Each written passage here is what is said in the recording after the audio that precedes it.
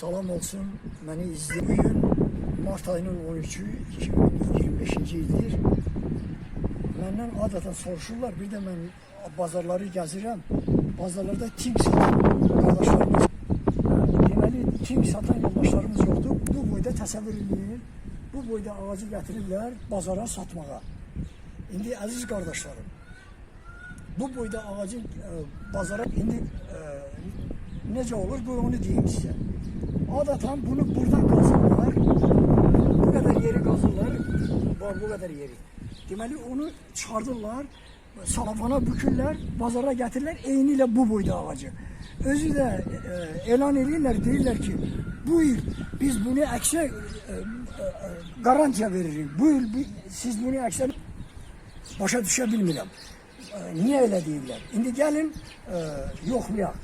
Bu ağacı ki buradan kesibler, götürürler bu kökü. Bu ağacın deməli kökleri bura kadardır. Bu ağacın kökleri bura kadardır. Təsəvvür edin, bura kadar. İndi eğer buradan bunu kesip götürürler, salafana büküp bazara getirirlerse, deməli belə çıxır ki, bu köklerin 80% yerde kalıp, 20% bu ağacın üstünde kalır. Bu bir. İkinci, biz belə deyək də, indi bu ağacı bir aile hesab edək. Bu kökler ki yoktur, bu kökler qazanc gətirəndir. Qazanc gətirəndir. Ama bu budaqlar ki yoktur, indi sabah yarpaqlar da əmələ gələcək, onlar da ki hesab edin uşaqlardır, yiyəcəklər bunu.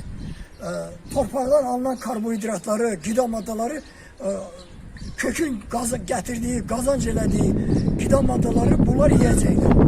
İndi siz təsəvvür edin, kazanc gətirənin 20%'ni götürdük, 80% kaldı torpaqda, apardıq. Ama yiyenlerin ki gələcəkdə yiyenlerin bu budaqların hamısı alır ağacın üstüne gətirirlər qızır. Külək yəsi, video necə alınacaq, ama yenə də məcburəm bu çəkmək. İndi bu kazancı getirilen kazancı yiyenler deməli 100% kaldı bunun üstünde. O yüzden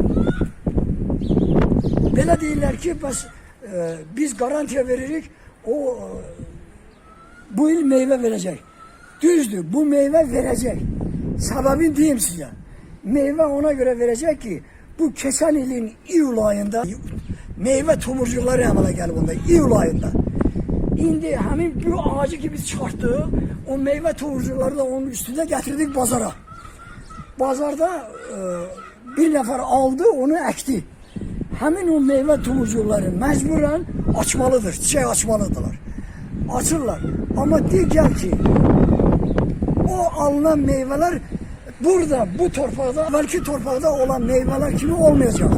Onlar cır meyve olacak. Niye cır meyve olacak? Axı bunu kökün 80% yerde kalıp gücü çatmır. Gücü çatmır ki bu budaqların hamısını qidalandırabilsin. Ona göre de onu da diyeyim size, adette ağaç belədir.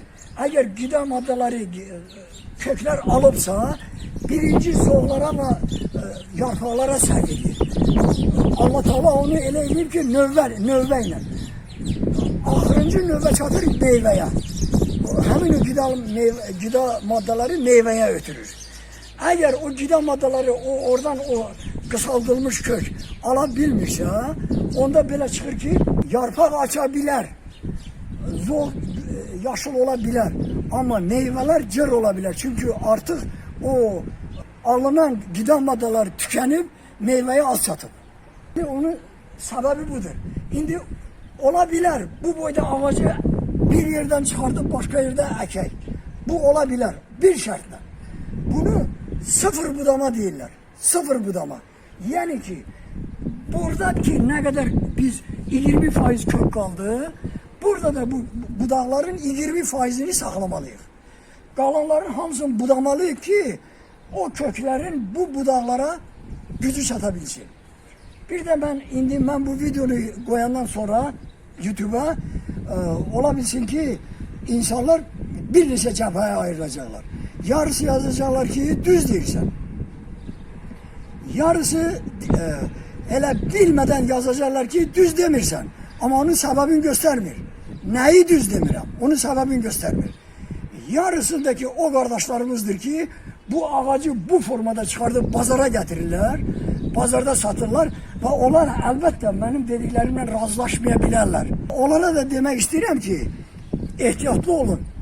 Haram tike yemeyin. Haram halalı da aparar. Benim məsləhətim budur. İndi ağac ekmeğin artık vakti get-gedə tükenir. Bugün ayın 13'üdür dedim. Bayramdan sonra ağac ekmeği o kadar da elverişli değil. Sağ olun, gelen görüşlere dek.